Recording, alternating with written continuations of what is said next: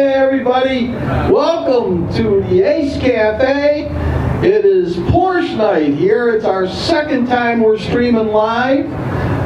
Waiting over in the wings is Brian Cheney, who brought in this cold weather so we could all be cold tonight. So if you're watching from home, congratulations.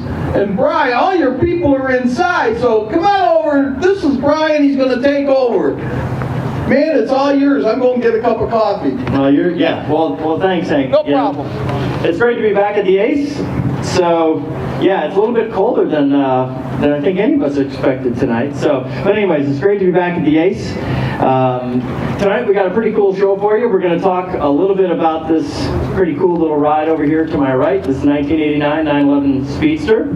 And we're also going to talk a little bit about Porsche's involvement with electric vehicles, e-hybrid, and a few other things. So I think that's a pretty interesting conversation. A lot of people are thinking about electrifying cars, all the big manufacturers, so we'll dive into that a little bit. So first up, we're going to have someone come in and join us here that really pretty special guy here in the Central Florida area. He's the owner of this 89 911 Speedster, as I mentioned to you. He started the local chapter of the Porsche Club back in 1974. So when I tell you he's been around the Central Florida area with Porsches for quite a long time, you know what I mean. He's the owner of the Northam collection here locally. He's been selling Porsches to folks all over the state of Florida, all over the U.S., and really from around the world for the better part of 40 years. He's also been involved in racing professionally. We're right up the road from Daytona, and he's raced in the famed Rolex 24, or what we used to call the 24 Hours of Daytona, I guess back then, when he was a competitor in that race. He's also been involved in Porsche Club racing on a national basis, and he's in fact been a national champion in Porsche Club racing. So I want to go ahead and welcome Northam in here to have some conversation with us. Great. It's great to see you, Nort. Really excited to have you join us. And what do you think about the cold tonight? Are we going to be able to do this? Well, my granddaughter Riley came with me, and she went to pick her up, and she looked and she said, "You have the top down." I said, "It's okay, we have a heater." Well, I get that all the time. You know, something else that Nort and I share in common, not only our passion for Porsche, but our cars are kind of similar in the fact that they both came from 1989. So my wife and I have a beautiful 1989 911 Targa, same year as Nort's, but Nort's is a little bit more special than ours. But I can tell you, plenty of times when we go out for events, you know, I'll go out in the garage and get the car ready, and of course the top comes right off, and it doesn't matter what the temperature is. And so I have that same conversation with my wife Leslie as you had with Riley this afternoon. So, you pull those handles up and it works pretty good as long as you're moving. And there's no heater better than a Porsche Boxster engine heater, right? It's just... Well, it depends on, because these really don't have any water in them, so you've got to rely on the air moving through the exhaust. This is okay with the windows. I think it works out just great. So, anyways, let's go ahead and talk a little bit about your passion for Porsche. You know, we all have our stories. All the Porsche guys have all kinds of crazy stories about how they got involved in the Porsche brand and their passion for Porsche. So, why don't you tell us a little bit about how that got started for you? Well, everybody in my family worked at the Studebaker factory. My uncles and my grandpa, my dad, everybody. So I was kind of born into the car culture. My dad, the farm, my grandmother's farm was 5 miles down the road from the Studebaker Proving Grounds. My dad take me out to the farm. We stopped by the Proving Grounds once, and the Studebaker Hawks were being tested, and they were squealing the tires and running around this course. And I turned to my dad and I said, "That's what I want to do." And that was it, 8 years old. And all through high school and all my life, and until I started racing, I told everybody, "What are you going to do when you grow up?" "I'm going to drive race cars."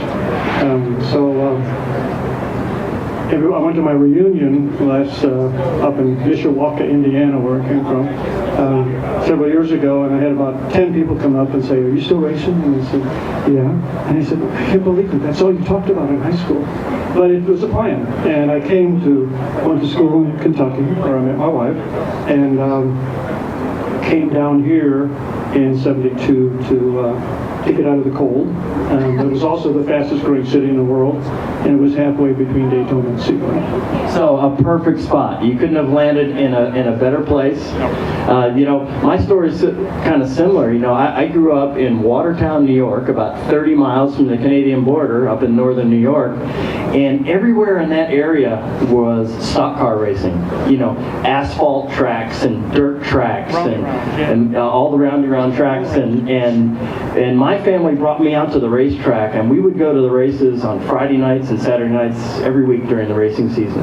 And that's what really got me excited about cars at a very young age. So it's kind of cool. It's neat to hear that story. Where did it start with Porsche? So all this stuff about racing, and then where did the connection come with Porsche? Actually, being in the Midwest, I was a Corvette guy. Everybody was a Corvette guy in the Midwest. And I think it was probably 1965, because the 356s with the four-cylinder, compared to a Corvette, yeah, that is I think, why would you want to have half as many cylinders? I never got quite excited about them until later, of course. Road and Track came out with the first article about the new 911 and the performance figures and stuff, and that's pretty much it. I got interested in that. Wow, so that was, you said 1965-ish, you're just after the 356s, so for all the folks who maybe aren't as educated about Porsches, a lot of the folks are here, because a lot of passionate Porsche people here tonight, that's really when the 911 came into being, 65, 66, it was sort of the transition between the four-cylinder car that we talked about last show, the 356, and then the 911.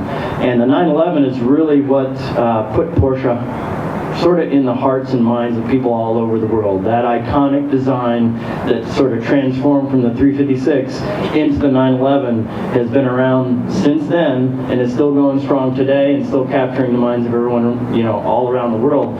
So it's a pretty cool time. So 1965, you got interested, then you came down here. What was your first involvement, or what sort of got you thinking about the Porsche Club? Because I understand that you started this local chapter in '74. I had sent out resumes to Contemporary Cars. It was the Porsche Mercedes-Benz dealership at that time. I was a senior in college, and broke the heart of everyone at home, because I told them I was going to go sell Porsches and I was not going to go to law school. Okay. Thank God. And anyway, I sent out. I looked at several places, several different cities. They all had racetracks, but Orlando was really the first choice. I never heard anything back.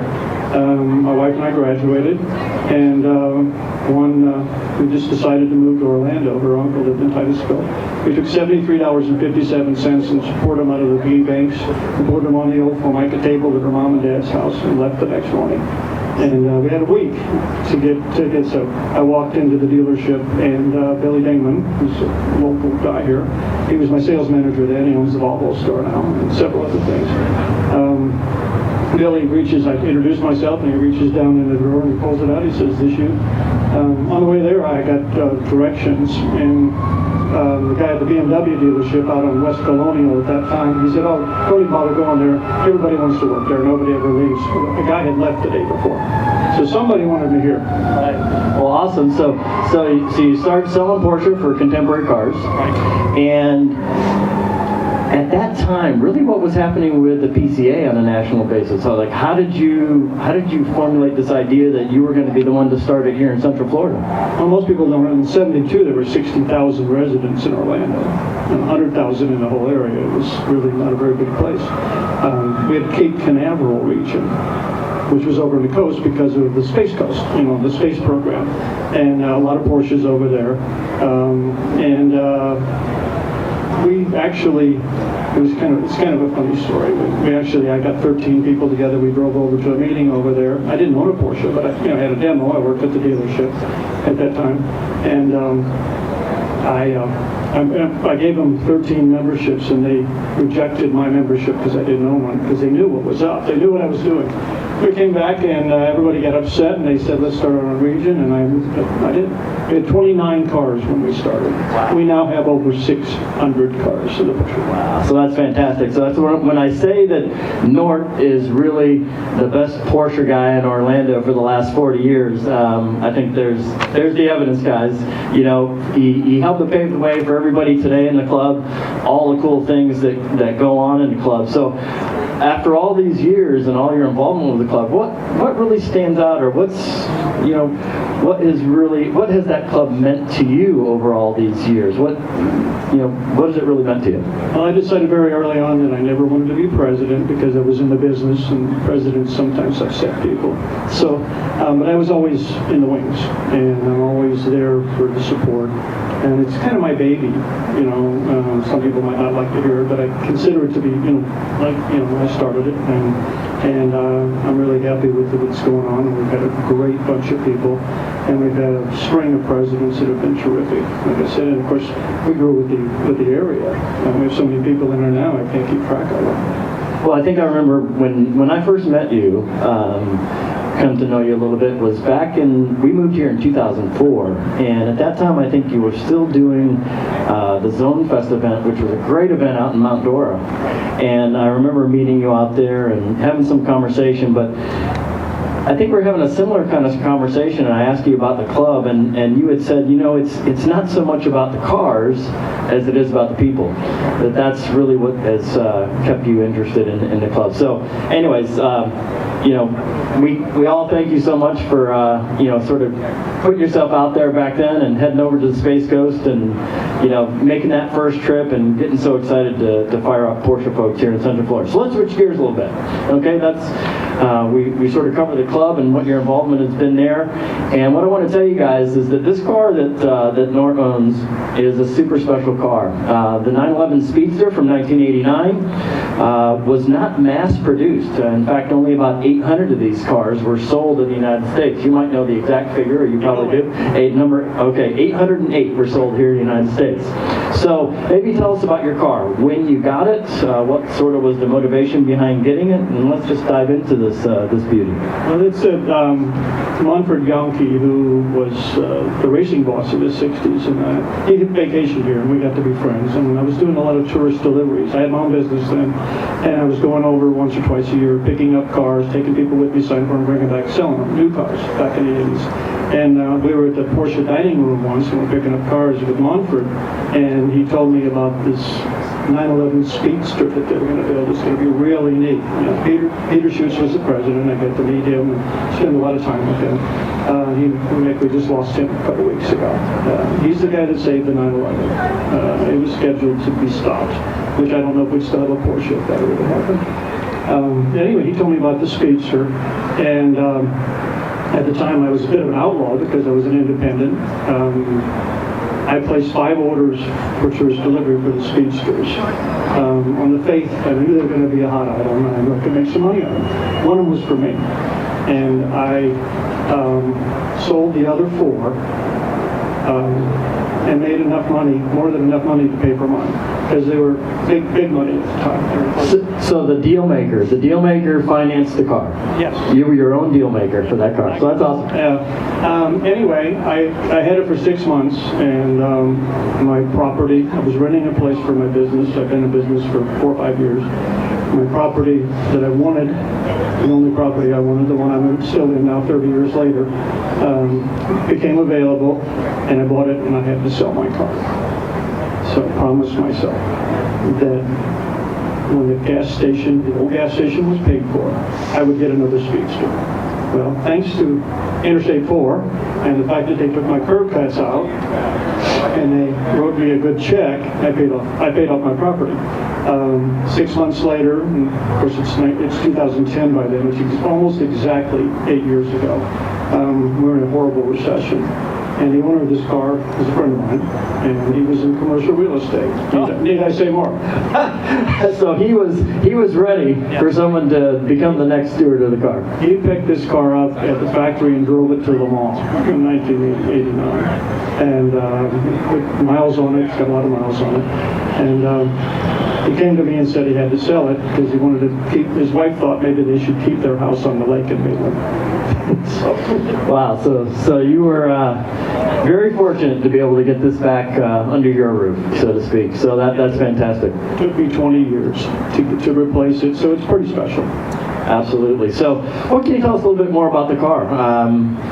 You know, for those folks who really aren't that familiar with the 911, as you mentioned at the time, Porsche, you know, back in '89 and the late '80s, things weren't so great for Porsche. There was a lot of things going on there that people weren't really sure what was going to happen next, and Mr. Schutz was sort of had this idea to come on with the Speedster. So what can you tell us about the Speedster for folks that aren't really familiar with it? What can you tell them a little bit about the car? Well, in '89 was the last year of the original 911. In 1990, they went to the new factory with the robots. The Speedsters were actually the last cars built in the old factory, and they were built on a turbo cabriolet chassis. It rides pretty rough because it's got turbo brakes and turbo suspension and turbo trailing arms, and everything is turbo, but it weighs 500 pounds less.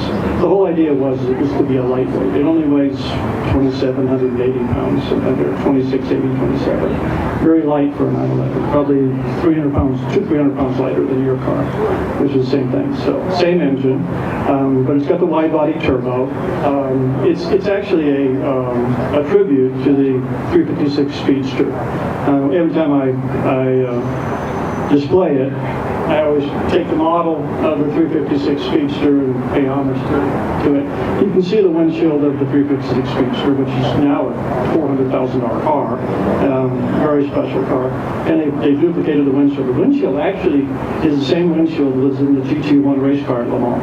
Wow, so that's something special. So folks may have seen a 911 convertible or cabriolet, as Porsche calls them.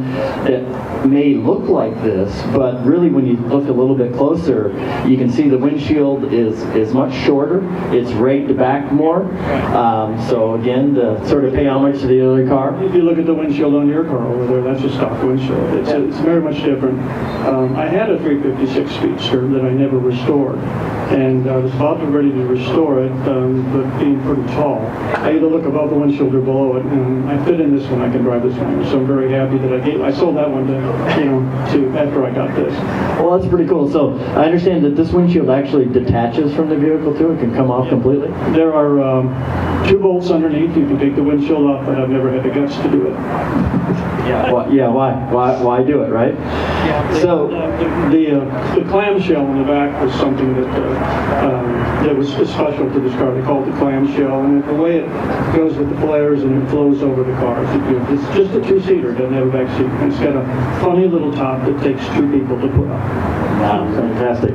So maybe tell us what's been the coolest trip you've taken in this Speedster? Actually, I haven't taken that many trips in this car. Most of the time it sits next to my desk, and that way when everybody's gone, I can just sit there and look at it. Yeah, I have seen it a few times at your place, so I understand what you're saying. So, all right, so maybe switch gears here. You know, you've had so much fun here in Central Florida. You've got a great business. You've got some cool cars. You got all kinds of great friends. What's left? You know, what's left for Nort and Porsche? You know, what are some things that you're thinking about down the line? Any special events that you've never been to? Any trips you want to go on? Just what's next? What's down the line with Nort and Porsche? Well, it's about time, after 45 years and 41 years of racing, to retire, but not from racing. You know, every year since I've been 50, I'm going to be 70 next month. And every year my wife says, "Are you gonna, everybody at 10 years, I say, you ready to quit?" I said, "Quit what?" I said, "Well, no, I'm only 50, when I'm only 60, you ready to quit?" I said, "No, I can't." So this last couple of years ago, she said, "Aren't you about ready to quit?" And I said, "I just won a national championship. And I beat 19 and 20 and 25 and 30-year-olds. Why would I quit?" Right. Maybe another 10 years. All right, well, great. Well, what was the year of the last championship that you had in the 924S, right? 2015. 2015, so you said you're turning 70 this coming year. So here you go, guys. There's hope no matter what your age. If you want to get into Porsche racing and just have fun, it's out there for the taking. Nort's perfect proof of that. And I don't know what to say. And I've helped scores of people get into racing. People come to me and, "What do I do?" And I always ask them the same question: how many races do you want to do and how much money you want to spend? Yeah, because that's what dictates everything, right? Yeah, well, I tell you what, it's just a fantastic story. I can't tell you how much I appreciate you coming in and talking to us and sharing your passion for Porsche and your great little car here. I'm wishing you all the best in the future. I can't wait to see where the road takes you next with Porsche. So thanks for being with us, Nort. Thanks for having me. All right, take care. All right, guys. So we're going to go ahead and switch gears now and talk about something that I think is a pretty interesting topic. So what we're going to do is we're going to bring in Andreas Raitis. Hello, Andreas. How are we doing, Brian? All right. Good to see you. All right, good to see you. Oh, we lost our mic here. Where's the power? Hank, help me out, buddy. Uh-oh. I lost my power. Must be hybrid powered. Did we die?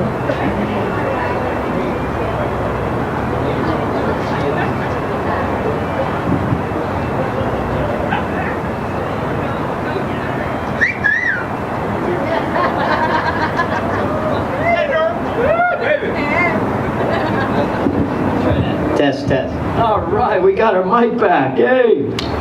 All right, so we want to, as I said, switch gears and talk a little bit about pretty interesting topic, I think. There's a lot going on in the Porsche world these days, and the last time we had you on the show, last month, we talked about the four-cylinder, the evolution of the four-cylinder car from the 356 out to the 718. So you gave us some insight about that.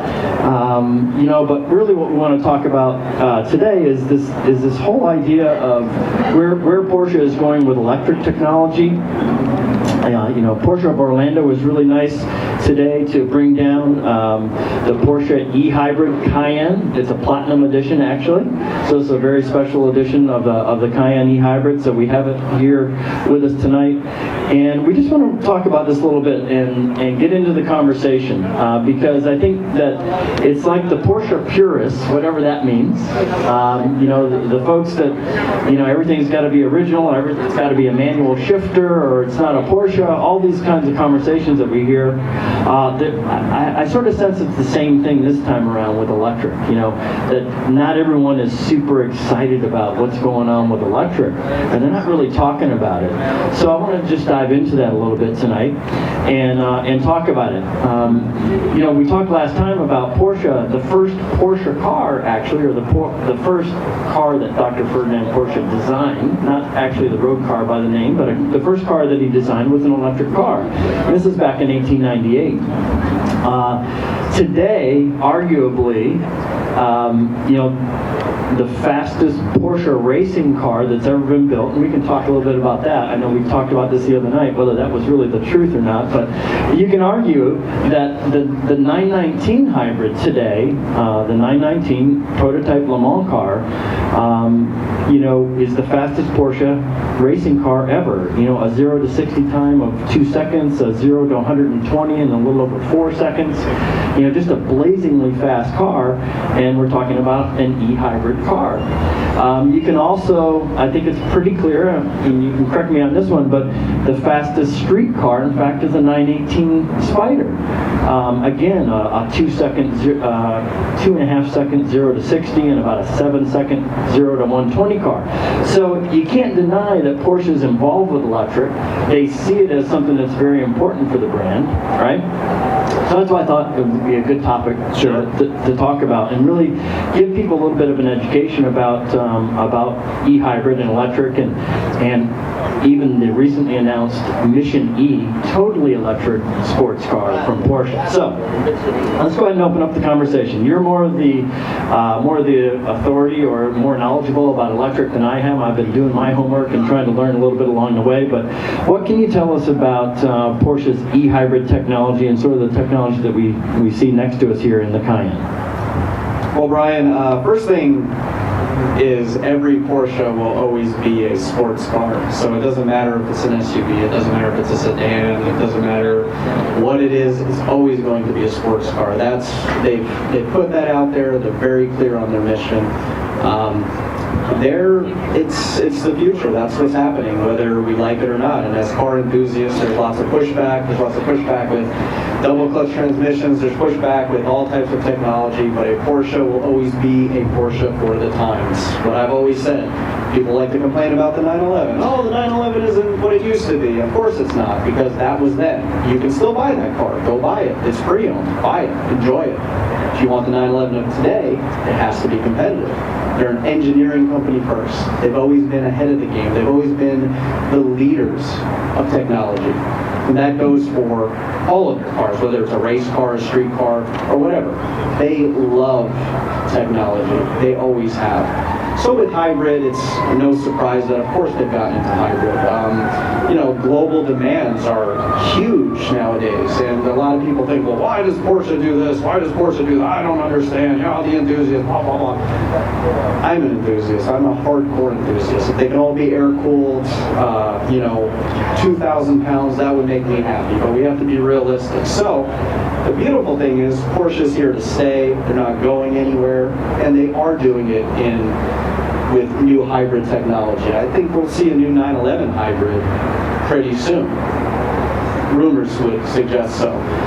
But the hybrid they've been making, the Cayenne hybrid now, the Panamera hybrid for a few years, this isn't the latest that's coming out, so that technology has grown. I did get an opportunity to drive the new Panamera hybrid. The first one, I was like, okay, well, this is a Porsche for somebody who wants to buy a hybrid car. Not a strong statement for what we generally build, but for a hybrid car, it is an opportunity for someone who thinks they're just buying something to save gas, save the environment, whatever, and actually be able to have a good time. Wow, what a concept. The new one pretty much just erases any thoughts you would have had of, is this a sports car? Oh, it's a sports car. It's a tiny bit heavier, but it's a sports car. The 919 race car, which we can argue back and forth what was the fastest. I think you were involved in, was it 962s? Yes. 962 is pretty darn fast. But regardless, the 919 repeat in Le Mans, I mean, who wins Le Mans? Who wins Le Mans 3 times in a row? Who does it with a 4-cylinder turbo hybrid? Porsche does. That's why they're the best, but I'm very biased. But anyway, I think the biggest thing we have coming, and probably arguably most exciting, would be the Mission E. Mission E is Porsche's dive into a full electric car. We've seen lots of spy photos, we've seen lots of information online. The latest rumors would suggest a 400, 500, and 600 something horsepower car.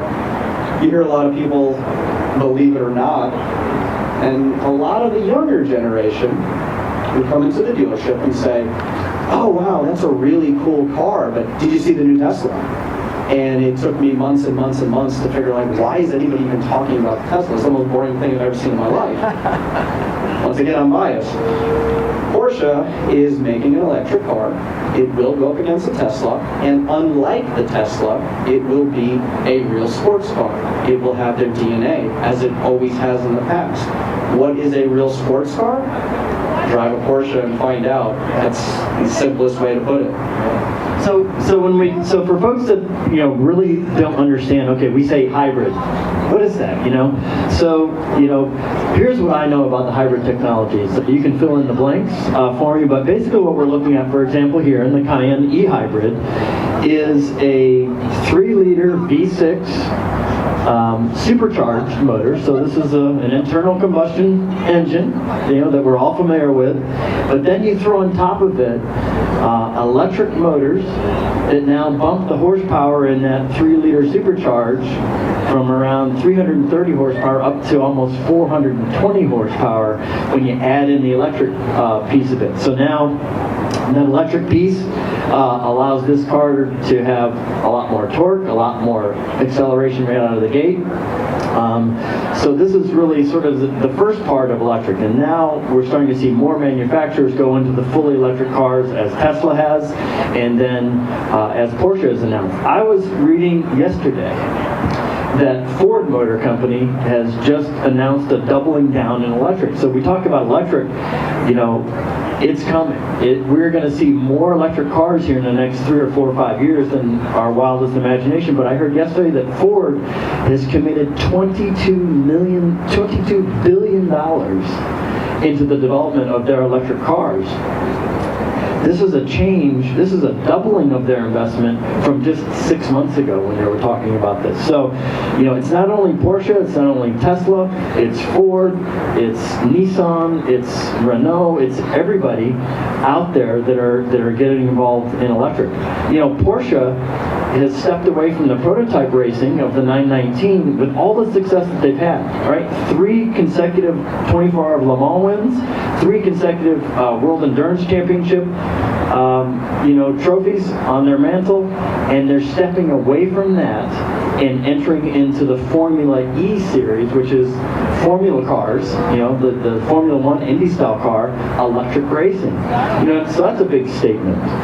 Why Porsche is doing that. They're going to continue to race their 911.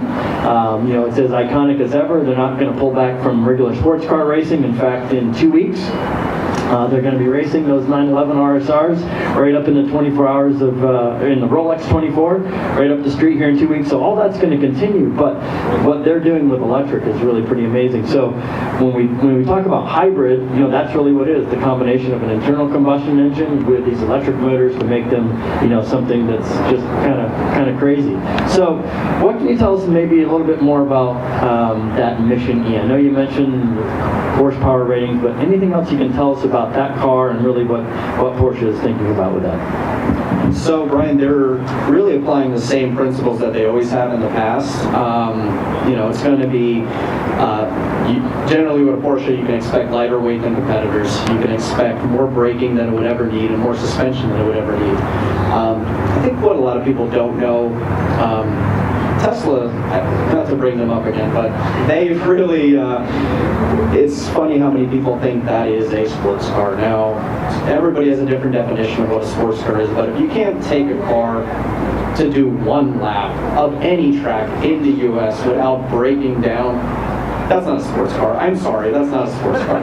If it's just a down the road fast thing, 0 to 60, blah, blah, blah, quarter mile, great. That's fun, that's exciting. Yeah, fantastic. Disney World's fun too, that's right up the street also.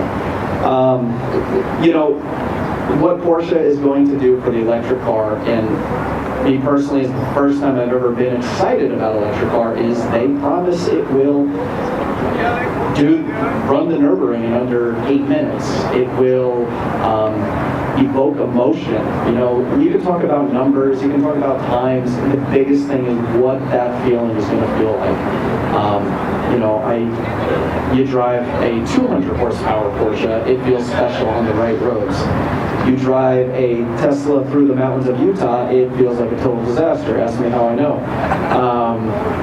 But to each their own, I guess you could say. But so they're really, really, really aware of what that Porsche feel is, and I think personally, you won't get that same car that you're used to, but you will get that same car that you're used to. It's a hard thing to pull off. Take a combustion engine out of a car, replace it with an electric motor. Sacrilege. But the more things change, the more they stay the same. You'll have car enthusiasts. It'll be fun. It'll arguably be better. Better's a relative term. We can argue about that all day too. So, really exciting with their technology. They always under-promise, over-deliver. You're looking at a 75% charge in less than 20 minutes. So, if you're going to Miami and you were to take a competitor car, I'm not going to mention the name again, I've said it enough. You got 30 minutes to an hour to get a charge to go where you're going. I mean, that's kind of frustrating. Glad that somebody was able to make a successful car in that realm, but Porsche's going to take it to the next level. So. Well, that's awesome to hear. I think that's the big thing that everyone wonders about electric cars. It's like, how are they going to solve this charging problem? How are they going to solve the battery problems? Is this really going to make it? Electric is definitely here. It is going to make it. At what level is yet to be determined. But when you have the likes of Porsche and all these other folks, Ford Motor Company and everyone else, putting billions and billions of dollars in, that we're upon really, I think I said this to you the other night when we were speaking, that in my lifetime, I have never seen or heard of anything like this in the automotive industry. This is going to be a time that we're all going to, we're going to be taken back. The advances that are going to take place in the next 2, 3, 4, 5 years, I think are going to be just mind-blowing. Everything today happens at a much quicker pace. Electric cars, electrifying cars, hybrid, electric, whatever it may be, that's what's going to happen. So, all right, well, I really appreciate you coming in and speaking to us tonight about the e-hybrid. I'll always look forward to speaking to you, and you always have some insightful comments about it. So again, thanks for coming in so much. Really appreciate it. Yeah. Pleasure. All right. Okay, so we're getting close to wrapping up tonight, guys. So I do want to invite in Simon Youngman with Driver's Choice Motors here in Longwood. So close. So you were so close. You didn't think you were going to make it, huh? So how about we just stand, because I'm freezing. I was going to say, can we get a hand for Brian out here braving the cold, talking about Porsches? Well, thanks so much. You probably saw my hand shaking on the mic. I'm literally like my teeth are chattering out here tonight. So, but anyways, so what do you think about everything you heard tonight? You have this great guy here, Northam, who's meant so much to the Porsche community here in Central Florida for so many years, and then we're talking about electric. So, what are your thoughts about what we talked about with Nort and his involvement here locally with Porsche? Well, obviously Nort's a local legend, so there's not much else needs to be said. He is Nort. As far as the e-hybrid stuff goes, you've got a lot of people wondering, why are we covering e-hybrid? It's you touched on it.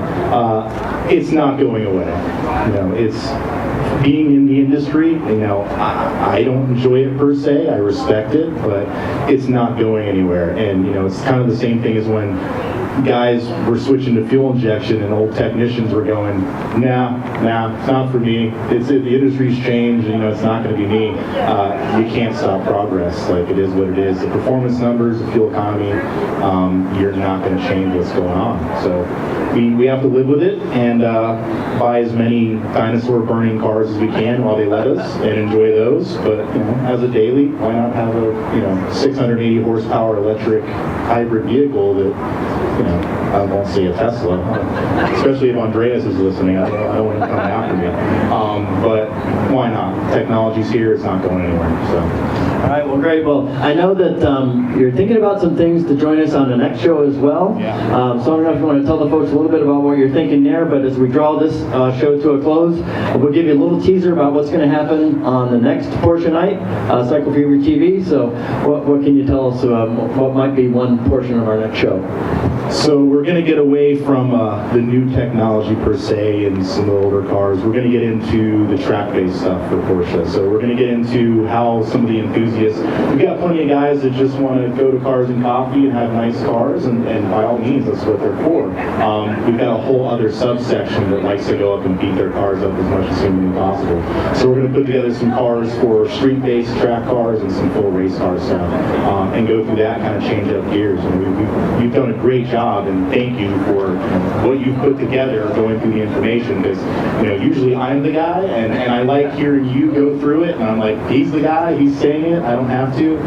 So by all means, but we're gonna switch gears and get into that stuff a little heavily next time. All right. Well, again, thanks so much for joining us, and I think that will be exciting. That's going to really speak to what Nort talked about earlier, in how his passion for Porsche started was really founded or grounded in a racing passion, and then he just sort of translated that over into Porsche, and and the rest is history. There's a guy who has raced professionally at a very high level at the Rolex 24, became a national champion in Porsche club racing, and so if someone out there is a Porsche enthusiast today, or they own a Porsche street car and they're thinking about, hey, maybe I'd like to take it on the track sometime, well, then maybe our next show is going to give them a little bit more information about that, and maybe inspire them to become the next Northam. So I think that wraps us up tonight for Porsche Night at the Ace Cafe on Cycle Fever TV. We really appreciate you guys standing in and braving the cold with us.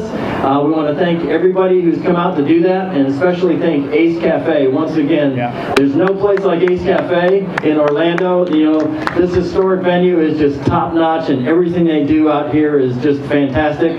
So we invite everyone to come out and check out Ace, and stay tuned for more Porsche Night on Cycle Fever TV with us. Thanks.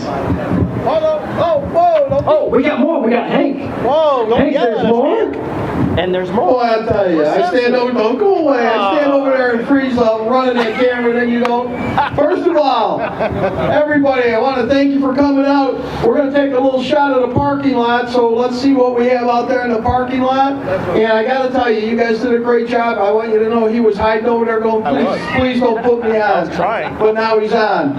All right, next time, for everybody that's out there, the third Monday of the month, when you bring your car out, we're going to try to get more people to come out and look at your cars so you can talk a little bit about your cars, and we'll do that ahead of time. But Brian, I got to tell you, very interesting. I'm glad you brought my new car over here, and I want to thank you for that. How about a hand for these guys putting this thing together for you? Right. No, it was both of you. Now, the good news is they're going to show a little bit of the parking lot. The bad news is these guys are going to help us break down. So have a good night, everybody. We'll see you next Porsche night. All right, thanks, guys. I'm serious. You're going to break down. Didn't call my name. Yeah, right. Oh, by the way, there is a orange Mustang that needs to be moved over in the parking lot. He's got a different spot for you. So this is Porsche night, and they want to move the Mustang, so it'll get me in trouble for that. So please go move your orange Mustang if you are out here. Thank you.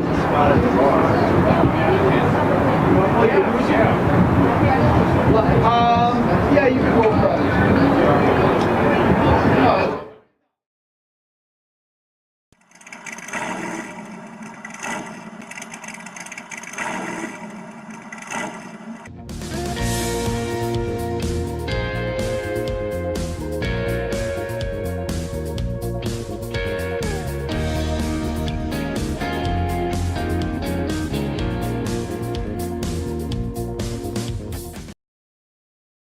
When builders around